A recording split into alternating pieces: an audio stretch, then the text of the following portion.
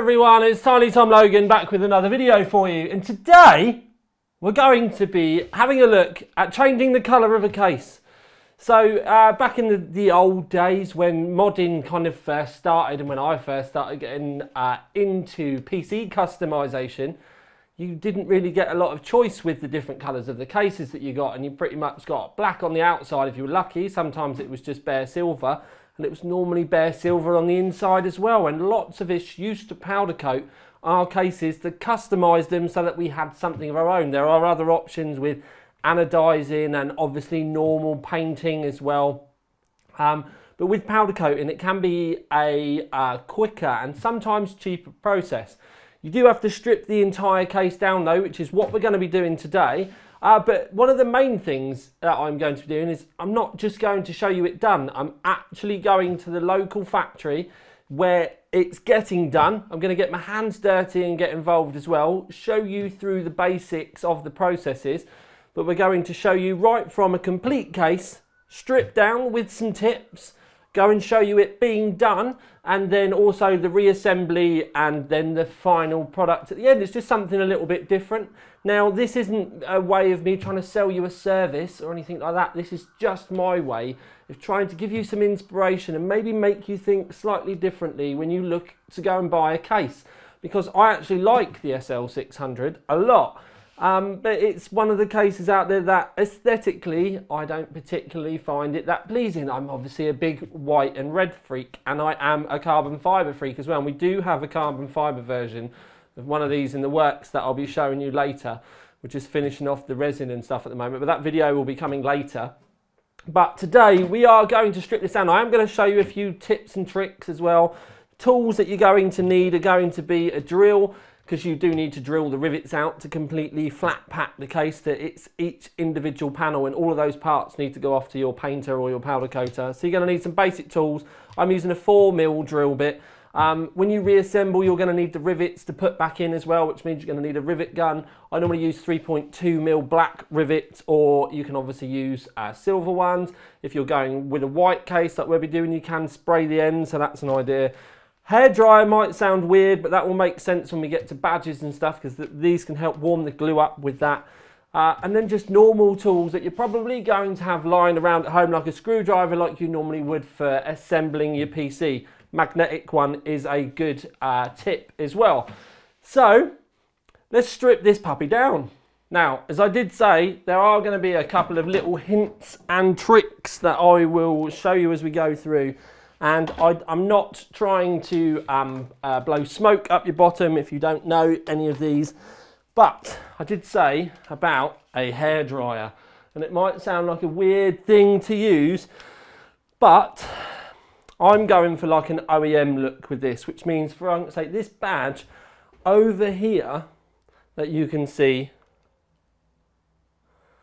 the nice Cooler Master badge, essentially I want to be able to refit that afterwards. Sometimes the glue on them can be loose enough that you can get hold of it. This one, it isn't. So what we just do is we use a hairdryer to warm it up, and it will warm the glue up enough that you will be able to pick it off. You might be able to get a little screwdriver or something in there, but so after a little bit of warming, I'm just using the end of a screwdriver just to be able to get behind it. Trying not to scratch the powder coat, but that's not going to matter for us later on, but also because I don't want to damage the sticker. But it's off. Save this carefully. If you want a tip to protect the glue that's on the back, because you can probably get away with reusing it, is put it on a little bit of plastic, or some cling film, or even a bit of glass isn't too bad an idea. If there's a lot of glue left around the back, let it cool off, and then you can wipe it with your finger and roll it into balls to get the worst of it off. And then if you've got any glue remover, if any of you guys are car detailers, you can use tar remover to be able to do that as well. Now, with the case itself, when we are disassembling it, you need to take anything plastic, paper and rubber off of it as well, if you're going to get it powder coated. And that's because it's going to be baked later on as well. It will probably be somewhere between 180 and 200 degrees but it depends on the colour and where you go with it. Sometimes it can even be more. So anything in the case like rubber grommets are going to need to get removed. One of the things I will say is threads are something that you're going to need to keep in mind. Your local powder coating place normally would put grommets in, but sometimes it can be an idea to leave a screw in there in a thread, so it doesn't get filled up with the powder coats that you can't get your screws in later on. But don't do them right up. A good hint is just to leave a little bit of thread at the bottom, and that's so that it doesn't actually then end up with the powder coat completely sealing at the bottom, and it can make your life a little bit easier there as well. So they are little tips and tricks for powder coating, but it's going to depend on your actual powder coating place as well. I'm going to leave screws in mine, although I'm pretty sure that John at where we're going is going to tell me to take them all out and he's going to want to put grommets in, but I'm worried he's not going to have enough. Always a good idea to keep all of your spares or the parts that you remove somewhere safe, because you don't know how quickly you're going to be coming back to your project. So just keep everything in a nice pot that you can keep stored away, and then you've got something really easy to go back to. Something with a lid will help you as well, because if you're not like me, it's going to get knocked over at some point as well. Just to reiterate what I said before, everything rubber or anything that's not metal has to come out. Any threads that you want to keep protected are going to need screws putting back in as well. So it does require a bit of forethought and planning. There are quite a few different places on this case where there are grommets like I've just removed there, but also like these. Basically, anything that you don't want to get powder coat or paint on needs to come off, and it's all about preparation. So it's a complete strip down of the entire case. And then anything that you're going to need to screw back in again, any threads that you're going to need, like motherboard standoffs, all of that sort of thing, you're going to have to fit and put all of your screws in as well.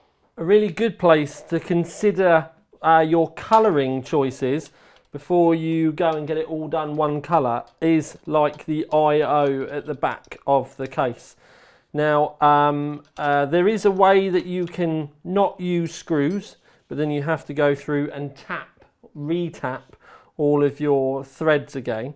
But that might be, for argument's sake, if you've got this case, for example, you might want to, let's just say that you want to powder coat it white, like I'm going to, but you want black screws and you don't want to have to buy all new screws to go in it, so you want to keep the old ones. So then to get the powder coat or the paint out of the threads, you would then tap through again. What I'm going through, or what I'm going for, is just the easier way, and that's I'm going to strip them all out, put all the nuts and bolts back in again, so that I don't have to tap them later on. Although this probably would look rather nice if it did have black screws on it afterwards. But one thing that you do need to do, well, you don't have to, but it's remove the I/O shields from the back, or the, your expansion port slots, whatever you want to call them, because if you leave them fitted, they will still get powder coated, but you'll end up with ugly lines if you were ever to remove them, and they'll also pretty much get cooked in because it ends up going like really hard like a plastic. So we're removing everything, which is going to annoy the powder coater no end because of all of the little fiddly things like this that we're going to have to hang up and spray later on.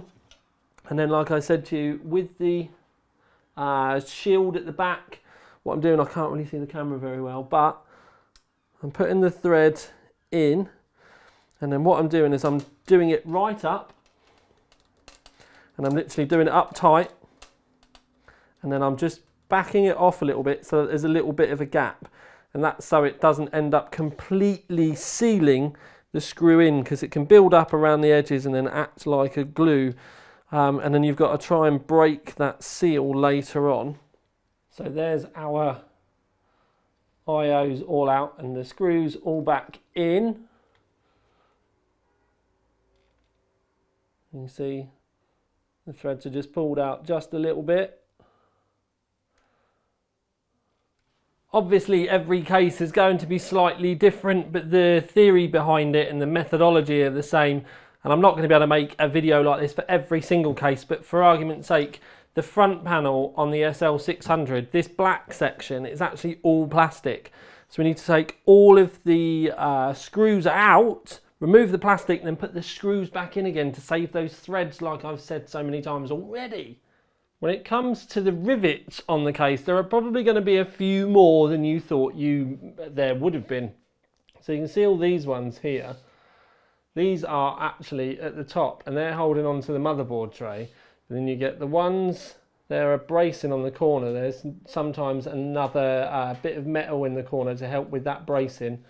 But then you can see that we have them all the way along the back as well. So when you're doing this, just keep checking as you're going along, but you're going to need to get this into all of the flat panels pretty much. The only thing that I'm not going to remove on this specific case is this panel here, which holds on to the power supply cover, and that's just because it's not going to need to move, so I'm just going to leave it on there and it can get powder coated on there. But once it's powder coated on there, because it's going to seal those edges up, that's going to mean that they're joined for life, and I would be able to do it, but you risk cracking the powder coat and bits flaking off and stuff like that. So you do need to have a good think about it as you're stripping it down. But the majority of this, we're going to have the top panel, the front panel, the motherboard tray, the rear panel. The only thing that I need to work out, I think with the cage for the front panel, looks like it might be able to stay as one piece, but we'll see as I start taking it apart. As I have said already, I'm using a 4mm drill bit for these. It's just about taking the heads off. Sometimes you don't have to go right the way through with them to be able to do it. Sometimes you literally can just drill the head and not go through itself. Like that one, the second one that I've done, then when I was filming, I've not taken the actual back section off.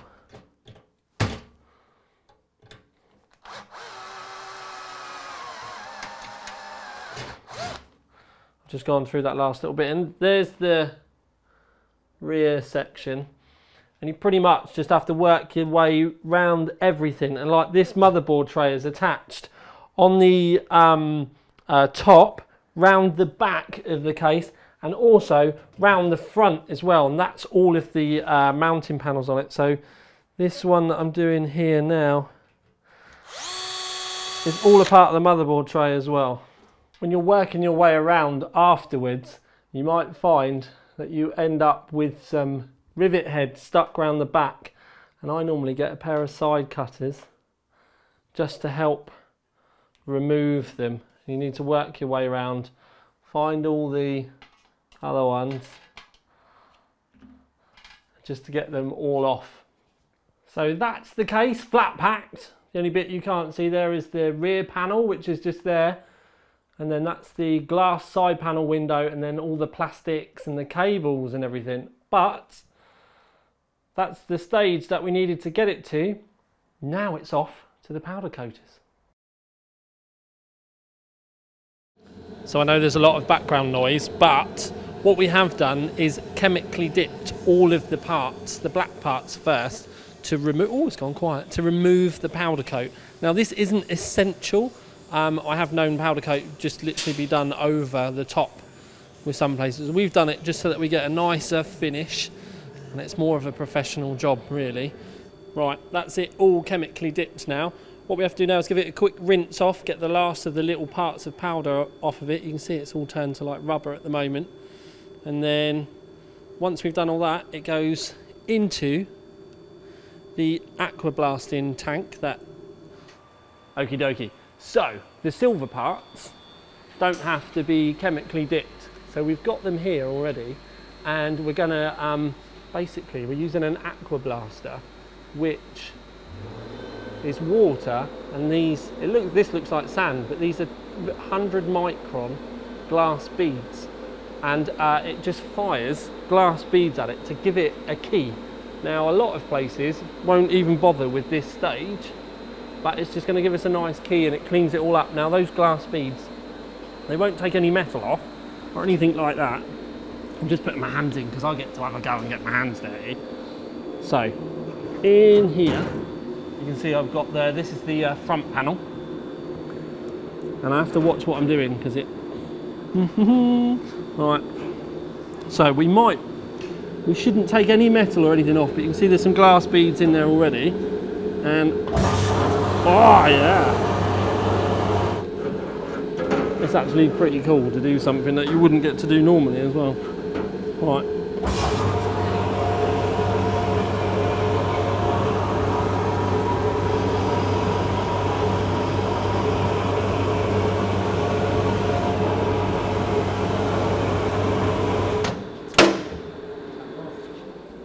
And just, if you rinse the glass beads off with the hose in there,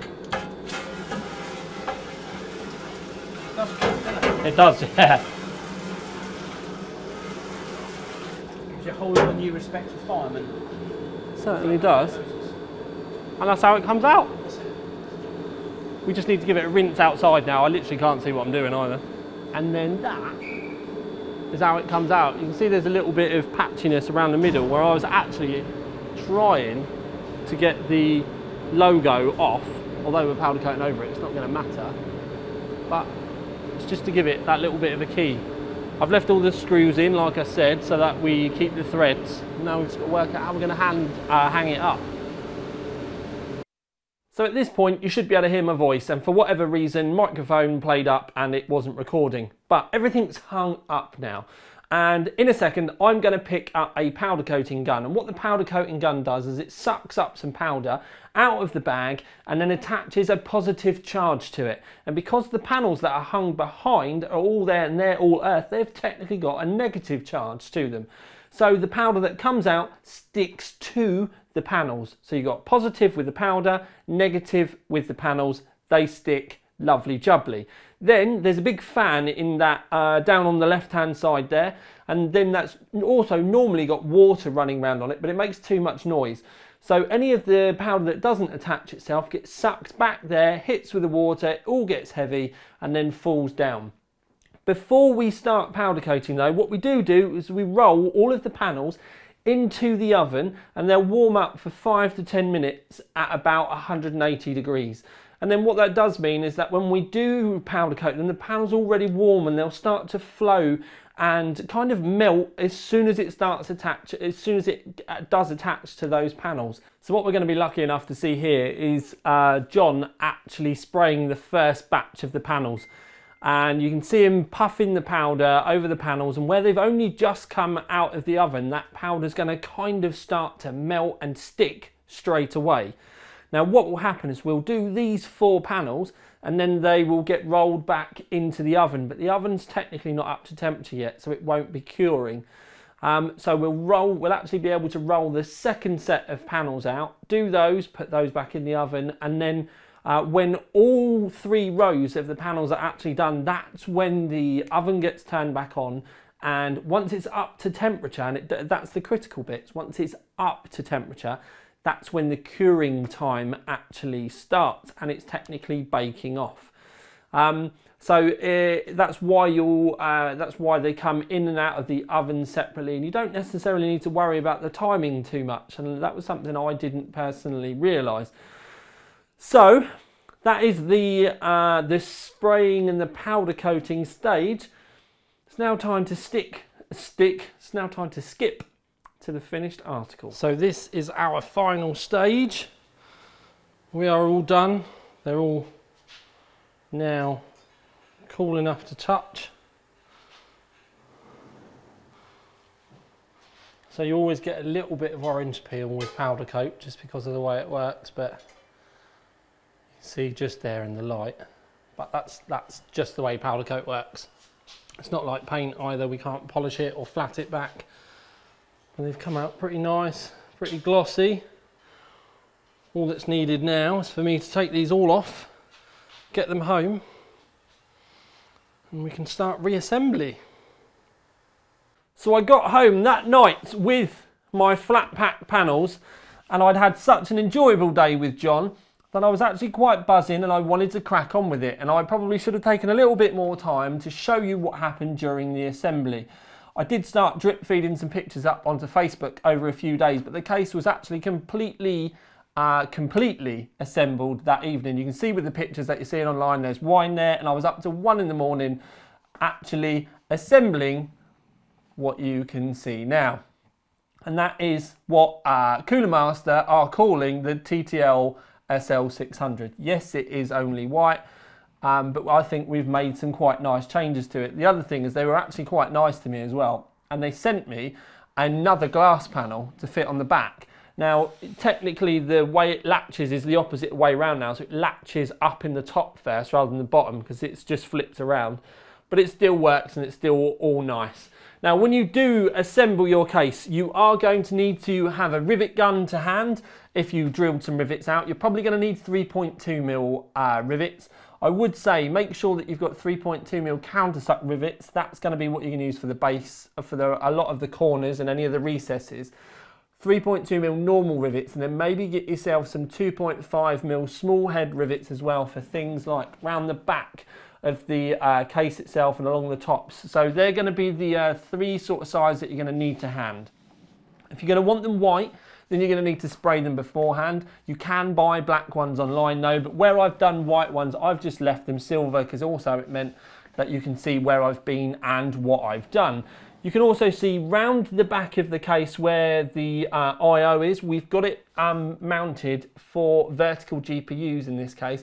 And I'm hoping you can see why I decided to leave the I/O shields black. It does just give us a nice bit of contrast, which works in with the black rims around the windows and the doors and the plastic around the front and the roof, but then also the rubber grommets and the Velcro on the inside. With the solid state drive mounts, I did purposely leave those white because most solid state drives are going to end up being either black or red over the top of that, so it's going to give us a good bit of contrast and it kind of blends in. You will be seeing some kind of build for this in the not too distant future. I've been kind of waiting around to see if the 3950X was going to be fairly quick, but I think we might be falling into September before we see that. I was also kind of hoping to see an X570 Deluxe appear from Asus, because if I'm honest right now, the X570 Deluxe, which doesn't exist at the time of making this video, would be my motherboard of choice to drop into this, just because it's normally their upper end high tier, kind of almost ROG-esque whiteboard. And that would be exactly where I'd go with this, and I'd probably end up putting a custom painted ROG Strix down in the bottom. I don't know what ROG Strix I'd go for. I'm still currently running a 1080, which I painted a long time ago. So you will be seeing a build in this. You will also be seeing fairly soon a carbon fibre SL600, because that's something else I've been working on bringing to you, to do something a little bit different. And mainly because I wanted some different stuff to use and have around in the office as well. So we've got a couple of more interesting kind of tutorial, infomercial style projects coming for you in the not too distant future. One thing I would say with this though, if you are going to try and do this at home, I would go and get friendly with your local powder coating place or spray shop, depending on whether you're going to go powder coat or wet spray. Take some donuts with you, go for a chat, have a cup of tea, see what you can learn. One thing I will say though is if you want to keep the price down, if you are going to go gloss white, maybe see if they can add it on to the end of some gloss white that they're already doing, rather than just doing you a special, you know, one-off run of gloss white just for you. We could have fit our stuff in maybe with other sort of stuff, but it would have been a bit of a pain in the bum for filming, so I was lucky enough to get some dedicated time to myself to get that done today or for this video. But it would work out cheaper for you guys in the long run if you were going to get it nailed in with other things, depending on the colour. If you're going to go candy red, for example, then you're probably going to end up having it is a special run for you and will cost you a little bit more money. If you're going to wet spray it, so with a normal body shop, even if it's powder coated, you are still going to need to sand and give it a bit of a key so that the paint's got something to stick to. That is something that you can talk to your body shop guy about though, about how he would like to have it arrive from you. He might not even want it stripped down. Now, we did go to extra lengths with this. We did acid dip it. You don't necessarily have to. We did water blast it as well with the beads that I showed you. Those are the Aqua Blasting and the glass beads. You don't have to do that either. But what I have shown you is there are a few extra steps that you can go to if you want to. It's not me saying that you have to, but I thoroughly enjoyed making this video, and it was back to the old days of the shed for me, tinkering around and having fun, building and creating something that little bit different. And yes, I know it is only just a white SL600, but in my eyes, and for me, because I like white kit, I've made a white case that they haven't done and have no plans on doing. So at the moment, it's fairly unique as well. But I'd like to, out of everything that's come out of this video, maybe you guys use this as inspiration, whether you end up making, I don't know, a Kawasaki green one, or you end up and anything that ties it into your personal life and what you like to do. I mean, I need to get red bits in with this now because all of my cars are white with candy red bits on somewhere. So I don't know, maybe it'll end up with an extreme ROG Zenith Extreme Alpha in it or something like that, because we've got Threadripper 3 coming up soon. I don't know, but there's a great chance this might actually end up being my Orca V3 or 3.0 style rig. But I would love to know your feedback underneath, how you thought this video went, maybe what we could do different if we were going to do another one, because there are lots of cases and there are lots of powder coat and colours, and there's plenty for me to be able to do and play around with.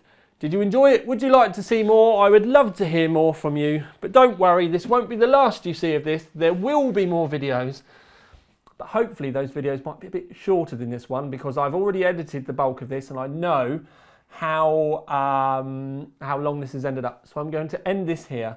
I hope you've enjoyed this. I've enjoyed this immensely. So this is the tiniest one out. Ding!